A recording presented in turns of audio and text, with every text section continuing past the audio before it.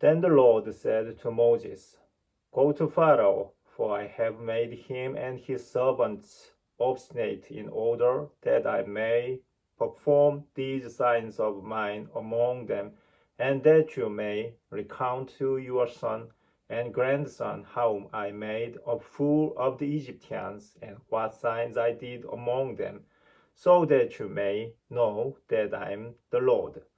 So Moses and Aaron went to Pharaoh and told him, Thus says the Lord, the God of the Hebrews, How long will you refuse to submit to me? Let my people go to serve me. So if you refuse to let my people go, tomorrow I will bring locusts into your territory. They will cover the surface of the earth, so that the earth itself will not be visible.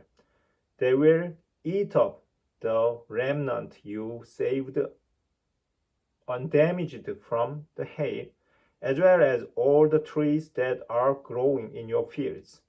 They will fill your houses and the houses of your servants and of all the Egyptians, something your parents and your grandparents have not seen from the day they appeared on this soil until today.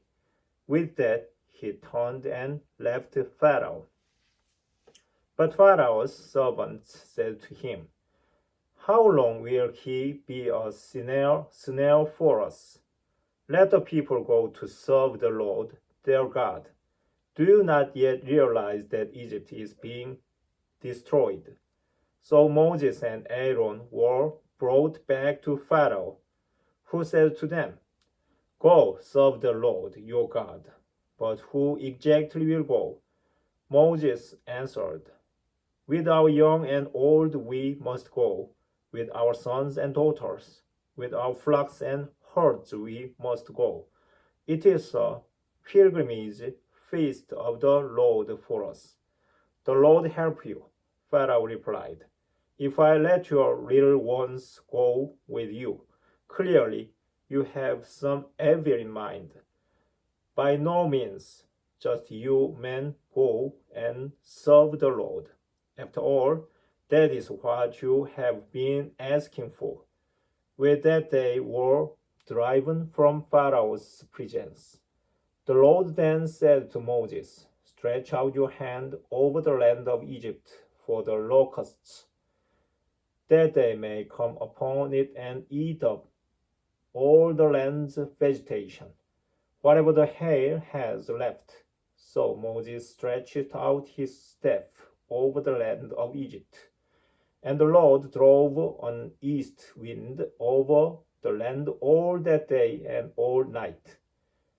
When it was morning, the east wind brought the locusts. The locusts came up over the whole land of Egypt and settled down over all its territory. Never before had there been such a fierce swarm of locusts, nor will there ever be again. They covered the surface of the whole land so that it became black. They ate up all the vegetation in the land and all the fruit of the trees the hail had spared. Nothing green was left on any tree or plant in the fields throughout the land of Egypt. Pharaoh hurriedly summoned Moses and Aaron and said, I have sinned against the Lord your God and against you. But now do forgive me my sin only this once, and pray to the Lord your God, only to take this death from me.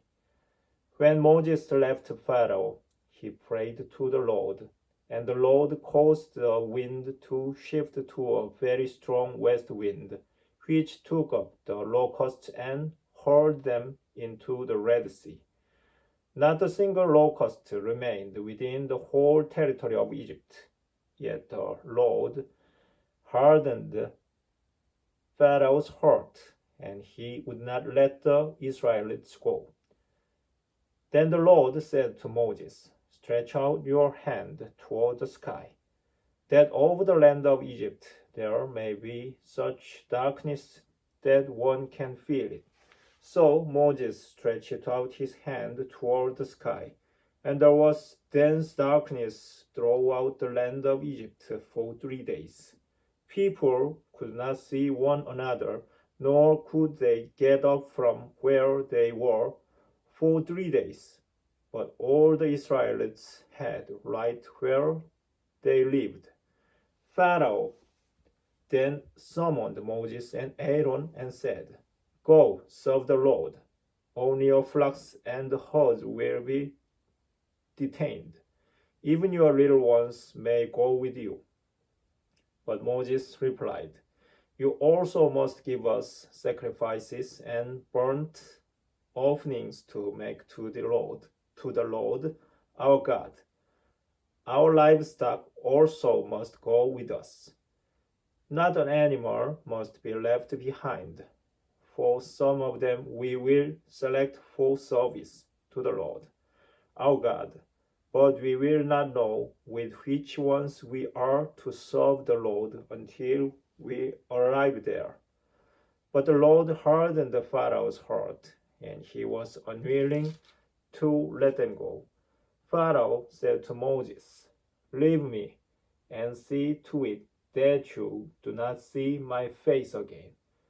For the day you do see my face, you will die. Moses replied, You are right. I will never see your face again.